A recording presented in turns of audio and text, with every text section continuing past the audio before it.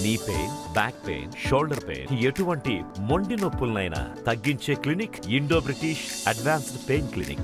ఆంధ్రప్రదేశ్లో ఎన్నికల countdown start అయిందని చెప్పాలి. ఎన్నికల కౌంటౌన్ స్టార్ట్ అవడంతో అభ్యర్థులు తమ ప్రచారాన్ని జోరు పెంచినటువంటి పరిస్థితి ప్రధానంగా చెప్పాలి. 175 నియోజకవర్గంలో అభ్యర్థులు అయితే ప్రచారం జోరు అందుకుంటున్న పరిస్థితి. మనకు 175 నియోజకవర్గంలో ఉన్నటువంటి ప్రధానంగా అభ్యర్థులు తమ టీడీపీ కావచ్చు, జనసేన పక్కన ప్రచారం జోరెత్తుంటే వైసీపీ మాత్రం మేము అన్నింటికీ సిద్ధమంటూ పక్కన ముందుకు వెళ్తున్న పరిస్థితి. రాష్ట్రంలో ఉన్నటువంటి 174 నియోజకవర్గాలు ఒకైతే 175 నియోజకవర్గం పిఠాపురంలో ఉన్నటువంటి నియోజకవర్గంలో రాజకీయాలు మరొక చెప్పాలి. ఎందుకంటే జనసేన అధినేత పవన్ కళ్యాణ్ ఇక్కడి నుంచి పోటీ చేస్తున్నారు. సీనియర్ నాయకురాలు వంగా గీతా విశ్వనాథ్ ఇక్కడి నుంచి అయితే బరిలో ఉన్నారు. ఈ పరిణామాలు ఎలా ఉంటాయి, ఇక్కడ నియోజకవర్గంలో గెలుపు అవకాశాలు ఏ విధంగా ఉన్నాయి, వంగా గీతా విశ్వనాథ్ మాట్లాడే ప్రయత్నం చేద్దాం. Madam, congratulation. ఈ రోజు నుంచి మీ ప్రచారాన్ని పిఠాపురంలో మొదలుపెట్టారు. ఏ విధంగా ముందుకు వెళ్తున్నారండి మేడం? Thank you. మా వైఎస్ జగన్మోహన్ రెడ్డి గారు, మా వైఎస్ఆర్సీపీ పార్టీ రాష్ట్ర అధినేత పిఠాపురం నియోజకవర్గానికి ఒక మహిళకి అవకాశం ఇచ్చారు. పిఠాపురం నియోజకవర్గ ప్రజలకి మరొకసారి సేవ చేసే అవకాశం నాకు ఇచ్చినందుకు నేను హృదయపూర్వకంగా ముఖ్యమంత్రి గారికి ధన్యవాదాలు తెలియజేస్తున్నాను. వైఎస్ఆర్సీపీ పార్టీ అన్నింటా ముందుంది. గడప గడపకి వెళ్ళడంలో కానీ, మేనిఫెస్టోని ఇచ్చినట్టుగా అమలు చేయడంలో కానీ, పథకాలన్నీ పేదలకి చేర్చడంలో కానీ, పరిపాలన సుస్పష్టంగా అందించడంలో కానీ, అదేవిధంగా బూత్ సంస్థాగత నిర్మాణంలో స్థానిక సంస్థల ప్రతినిధులతో ఏమేం చేయించాలో చేయించడంతో పాటు సంస్థాగత నిర్మాణంలో బూత్ కమిటీ నుంచి కూడా రాష్ట్ర స్థాయి వరకు పార్టీ యంత్రాంగాన్ని సమాయత్తపరచడంలో కూడా వైఎస్ఆర్సీపీ పార్టీ ముందుంది. అందుకే సిద్ధం మహాసభల్ని నిర్వహించి కార్యకర్తలకు అందరికీ కూడా జోషించి కార్యకర్తలు కూడా ప్రజలకి దగ్గరగా ఉండేలాగా ప్రభుత్వం చేసిన పథకాలన్నీ మళ్ళీ ఇంటింటికి కార్యకర్తలు బూత్ కమిటీల ద్వారా తీసుకెళ్లేలాగా ఒక సుస్పష్టమైన ఒక క్లారిటీ విధానంతో ముందుకు వెళ్తున్నాం. కాబట్టి నాకు ఈ నియోజకవర్గానికి కోఆర్డినేటర్గా 2 months క్రితం నన్ను వేయడం జరిగింది. ఇప్పటికీ సంస్థాగతంగా కానీ, స్థానిక సంస్థల ప్రతినిధులు కానీ, రాష్ట్ర స్థాయి డైరెక్టర్స్ కానీ అందరినీ కూడా కోఆర్డినేట్ చేసుకుంటూ మరి మేము ముందుకు వెళ్ళడం జరుగుతుంది. అందులో భాగంగా మరి మొన్ననే మా పార్టీ అధ్యక్షులు క్యాండిడేట్స్ని 175 నియోజకవర్గాలకి క్యాండిడేట్స్ని అనౌన్స్ చేయడం జరిగింది. అందులో నాకు పిఠాపురం నియోజకవర్గాన్ని క్యాండిడేట్గా మరి ఆయన అనౌన్స్ చేశారు. మరి అప్పటి నుంచి ఈ 2 రోజులు కూడా అందరితో మాట్లాడిన తర్వాత ఈరోజు ఎప్పుడు కూడా మేము ఏ కార్యక్రమమైనా చిత్రాడ మహాలక్ష్మి అమ్మవారి సన్నిధి నుంచే మేము ప్రారంభిస్తాం. ఆ విధంగా మా నాయకులు, కార్యకర్తలు అందరూ కలిసి అమ్మవారికి దగ్గర ముహూర్తం చేసుకుని అమ్మవారి ఆశీస్సులు పొంది మేము అందరి దగ్గర ప్రజల దగ్గరికి వెళ్ళడం జరుగుతుంది. మాకు సంపూర్ణ విశ్వాసం ఉంది. మా యొక్క సేవల్ని ప్రజలు గుర్తించారు. అదేవిధంగా ఈ ప్రభుత్వం చేసిన పథకాలని పూర్తిగా వారు సాటిస్ఫై అయ్యారు.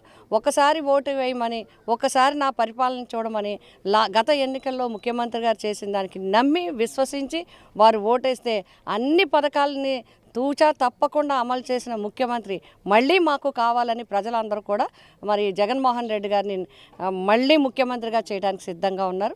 అదేవిధంగా ఈ పిఠాపురం నియోజకవర్గానికి పార్టీ ద్వారా అన్ని కార్యక్రమాలు అంది. పిఠాపురం నియోజకవర్గం సంపూర్ణంగా అభివృద్ధి చెందవలసిన నియోజకవర్గం. అన్ని రంగాలుగా అభివృద్ధి చెందడానికి అవకాశాలు ఉన్నాయి.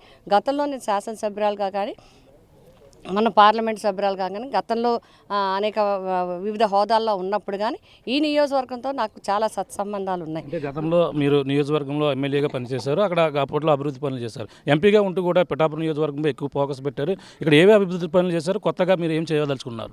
గతంలో కూడా నేను మరి ఎన్నో సంవత్సరాలు నేను వైద్యంకి చాలా ప్రాధాన్యతనివ్వడం జరిగింది. గతంలో కూడా హాస్పిటల్ అన్నింటిలో కూడా బాగు చేయించడంలో కానీ, పిహెచ్సిస్ అన్ని పేద ప్రజలకు అందుబాటులో ఉండేలా చేయటం, అదేవిధంగా ఎన్నాళ్ళ నుంచో సమస్య ఉన్న గొల్లప్రోలు పట్టణంలో మరి 25 సంవత్సరాల నుంచి పెండింగ్లో ఉన్న గవర్నమెంట్ జూనియర్ కాలేజీని సాధించడం, దానికి శాంక్షన్ చేయించడం, ఆ గవర్నమెంట్ కాలేజీ ఫస్ట్ ఇయరే స్టేట్ ఫస్ట్, జిల్లా ఫస్ట్ వచ్చేలా చేయడం కూడా జరిగింది. అంతేకాకుండా గవర్నమెంట్ ఐటీఐ శాంక్షన్ చేయించాను, గవర్నమెంట్ పాలిటెక్నిక్ కూడా శాంక్షన్ చేయడం జరిగింది. అంతేకాకుండా హోటల్ మేనేజ్మెంట్ కాలేజీ కూడా ఉప్పాడ కొత్తపల్లిలో శాంక్షన్ చేయించాం.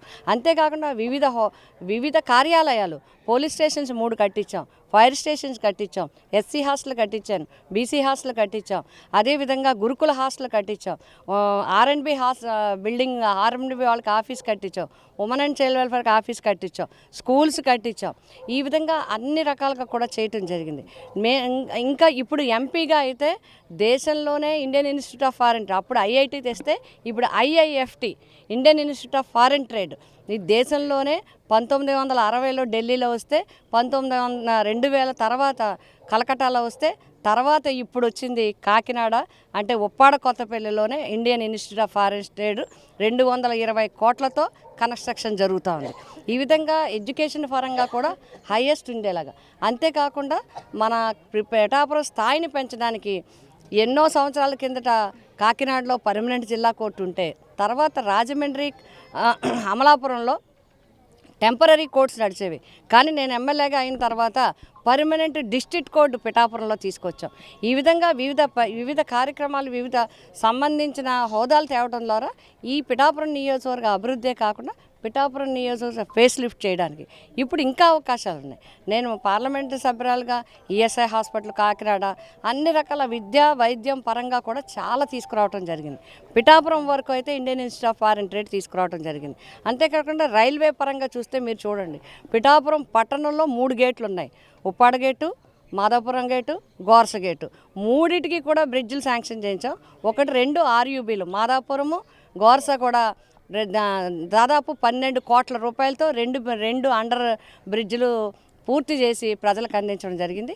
అలాగే ఉప్పాడ రైల్వే గేటు, అది చాలా ప్రధానమైన గేటు, ఎప్పుడు కూడా మూసిపోయి ఉండి చాలా పెద్దలు ఇబ్బంది పడతారు. 24 అవర్స్లో 72 సార్లు గేటు పడుతుంది. 72 ట్రైన్లు అప్ అండ్ డౌన్లో 72 సార్లు గేటు పడుతుంది. ఇలాంటి పరిస్థితుల్లో ఎక్కువ జనాభా, హై డెన్సిటీ, ఎప్పుడు గేటు మూసిపోవడం వల్ల ఇబ్బంది పడుతున్నారు. 2 మండలాలకి SEZకి వెళ్ళడానికి చాలా ఇబ్బంది పడుతున్నారు. అందుకోసం గౌరవ ముఖ్యమంత్రి గారిని కోరిన వెంటనే వారు ల్యాండ్ ఎక్విజేషన్ కోసం 40 కోట్ల రూపాయలు శాంక్షన్ చేయడం జరిగింది. అలాగే నితిన్ గడ్కరీ గారిని కోరిన వెంటనే సేతు బంధు పథకం కింద మనకి 60 కోట్లతో బ్రిడ్జ్ నిర్మాణం, అంటే 100 కోట్లతో ఉప్పాడ దగ్గర రైల్వే ఓవర్ బ్రిడ్జ్ కట్టడానికి అన్ని అనుమతులు అయిపోయినాయి, శాంక్షన్ అయిపోయింది.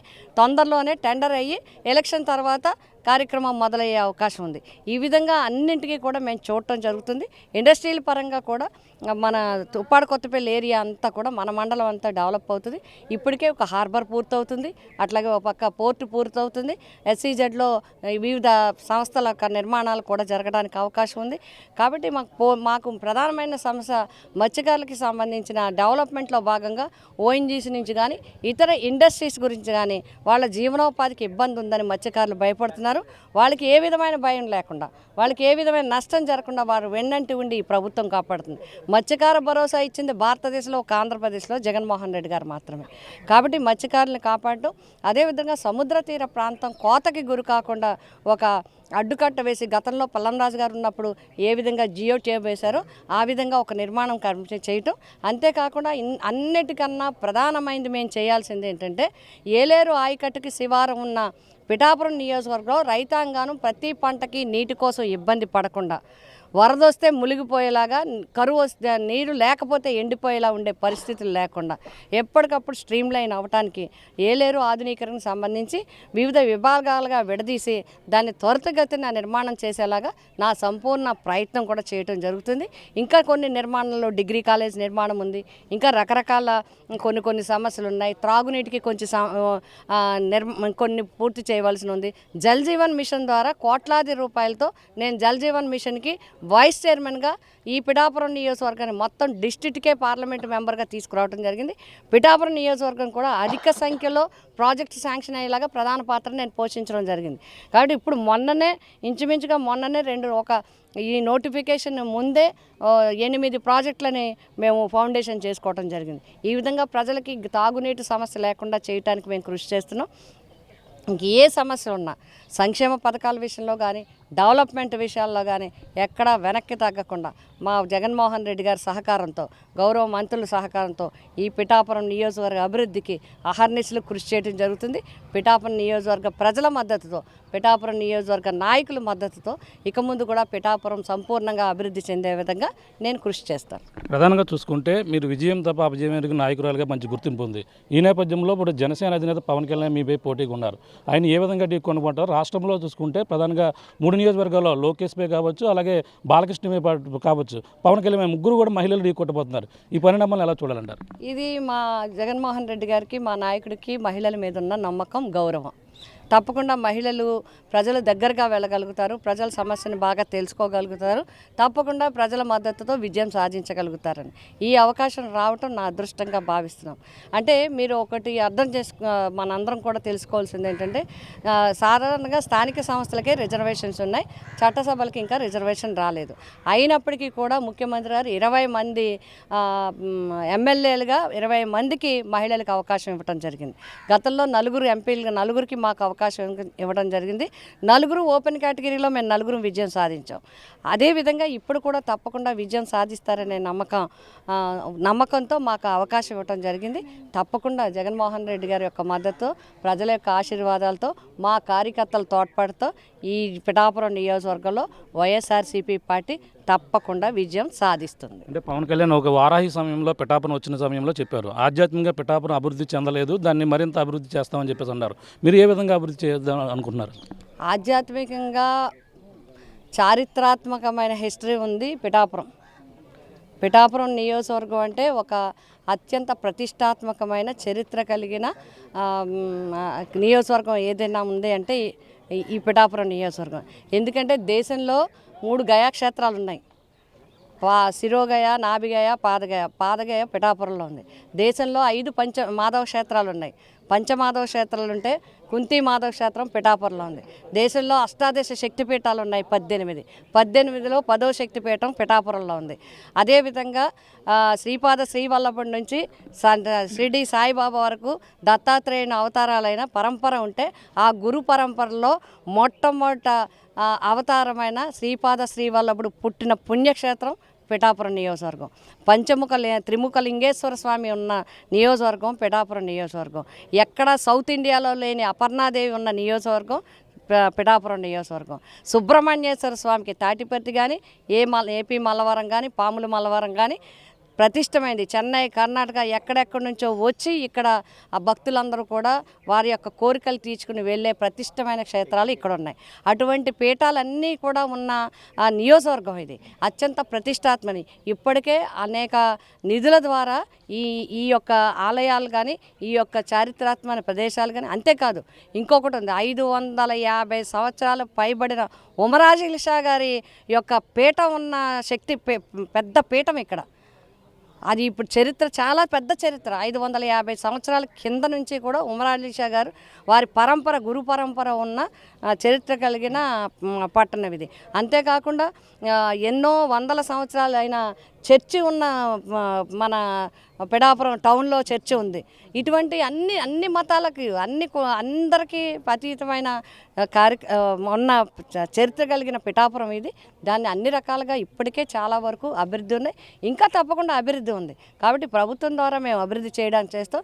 ఇంకొక విషయం ఈ సందర్భంగా చెప్పాలి, టీటీడీ ద్వారా సుమారు ఈ జిల్లాలో దగ్గర 100 టెంపుల్స్, 10 lakhs టెంపుల్స్ 100 ఇచ్చాం. 100 టెంపుల్స్ అంటే 10 కోట్ల రూపాయలు విలువైన ఇవ్వడం జరిగింది.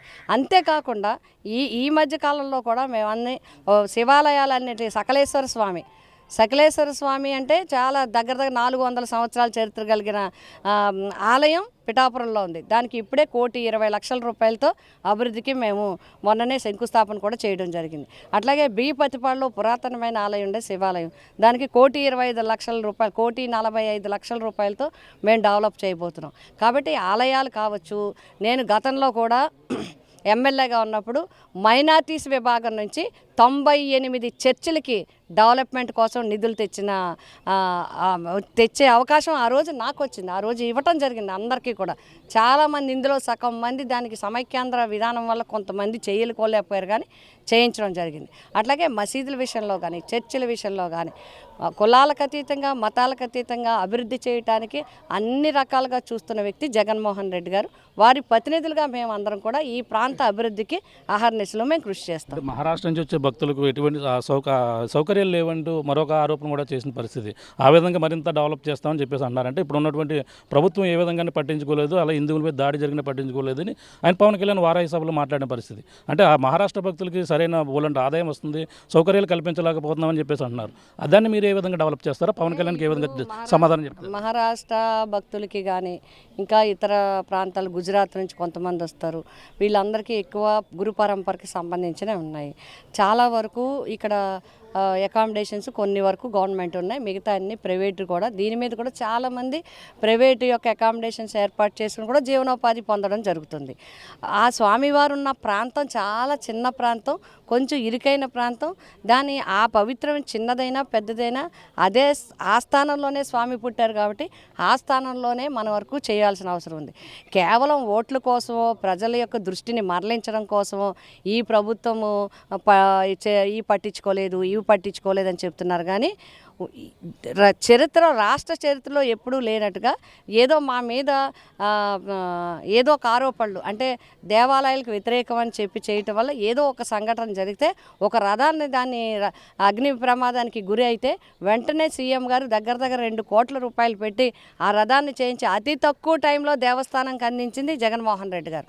అంతేకాకుండా ఇప్పుడు కేంద్ర ప్రభుత్వ సహకారంతో ఇప్పుడు అన్నవరం దేవస్థానానికి 20 కోట్ల రూపాయలు నిధులు తీసుకురావడం జరిగింది. మొన్ననే ప్రధానమంత్రి గారి చేతుల మీదుగానే మనం చేయడం జరిగింది. ఇప్పుడు ఇన్ని రకాల దేవాలయాలకు, అలాగే అమరావతిలో అమరేశ్వరుడికి చేయించారు, శ్రీకాళహస్తిలో కాళహస్తీశ్వరునికి చేయించారు, శ్రీశైలంలో చేయించారు, అన్నవరంలో ఇప్పుడు చేయించారు, సింహాచలంలో చేయించారు.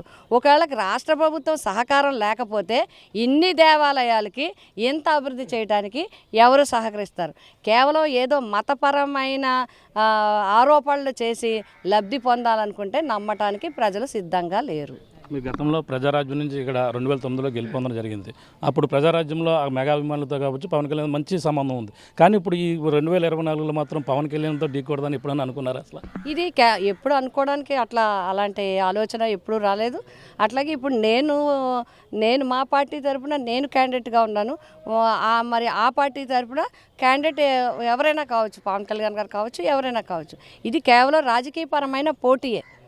అప్పుడు నాకు చిరంజీవి గారు ఆశీర్వదించి పంపించడం జరిగింది, ప్రజలు నన్ను దీవించి నెగ్గించడం జరిగింది. అదేవిధంగా ఇప్పుడు జగన్మోహన్ రెడ్డి గారు ఆశీర్వదించి పంపించడం జరిగింది, రేపు ప్రజలు దీవించి నన్ను అసెంబ్లీకి పంపడం జరుగుతుంది ఖచ్చితంగా.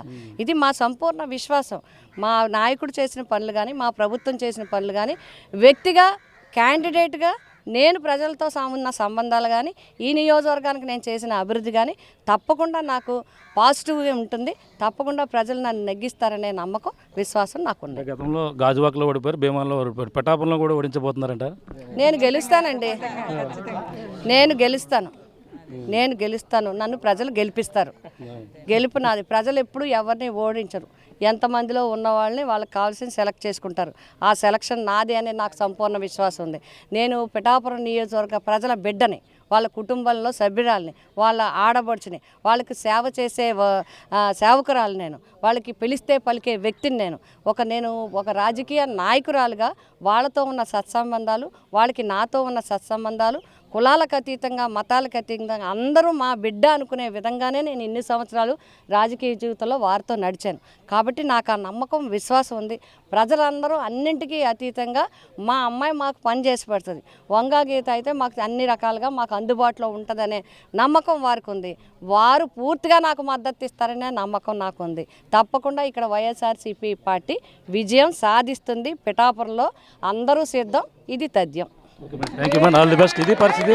మనం ప్రధానంగా చూసుకుంటే ఇక్కడ వంగా గీతా విశ్వనాథ్ నియోజకవర్గంలో చేసిన అభివృద్ధి నాకు విజయం చేకూరుతుంది అంటున్నారు. అలాగే గతంలో చేసినటువంటి అభివృద్ధితో పాటు అలాగే నియోజకవర్గం ఒక ఆడబడుచుగా, ఒక స్థానిక నాయకురాలుగా అయితే నన్ను గుర్తింపు ఉంది. వాళ్ళందరూ కూడా గతంలో చేసినటువంటి సేవలకు కావచ్చు, నియోజకవర్గంలో చేసినటువంటి అభివృద్ధి కావచ్చు, అంతా కూడా గెలుపు దిశగా ఉంటున్న పరిస్థితి ఉంది. గతంలో జరిగినటువంటి 2009లో ప్రజారాజ్యం నుంచి ప్రజలందరూ కూడా నన్ను గెలిపించారు. మళ్ళీ 2024లో కూడా ఇటువంటి పరిణామం, మళ్ళీ నేను ఒకసారి గెలవబోతున్నాను, పిఠాపురం నియోజకవర్గంలో ఉన్నటువంటి ప్రతిదీ కూడా అభివృద్ధి నేనే చేశాను. గతంలో ఎమ్మెల్యేగా పనిచేసిన సమయంలో కావచ్చు, ఇప్పుడు ఎంపీగా చేసిన సమయంలో కూడా అభివృద్ధి పిఠాపురం నియోజకవర్గంలో ఆధ్యాత్మికంగా కావచ్చు ప్రతి చోట కూడా అభివృద్ధి జరిగిన పరిస్థితి ప్రధానంగా ఉందండి. ఆ అభివృద్ధిని చూసి ప్రజలందరూ కూడా నన్ను ఆదరించబోతున్నారు. అలాగే ప్రధానంగా పవన్ కళ్యాణ్పై పోటీ కూడా చేస్తున్న నేపథ్యంలో ప్రజలందరూ కూడా ఆదరణ అభిమానం కూడా నాకే ఉంది. కాబట్టి మరొకసారి పిఠాపురంలో నేను గెలవబోతున్నానంటూ పిఠాపురం వైసీపీ అభ్యర్థి ఎంపీ వంగా గీతా విశ్వనాథ్ చెప్తున్న పరిస్థితి ప్రధానంగా ఉందని చెప్పాలి. ఇది కూడా నా తాజా పరిస్థితి. కెమెరా రాముతో ప్రకాష్, RTV, పిఠాపురం నుంచి.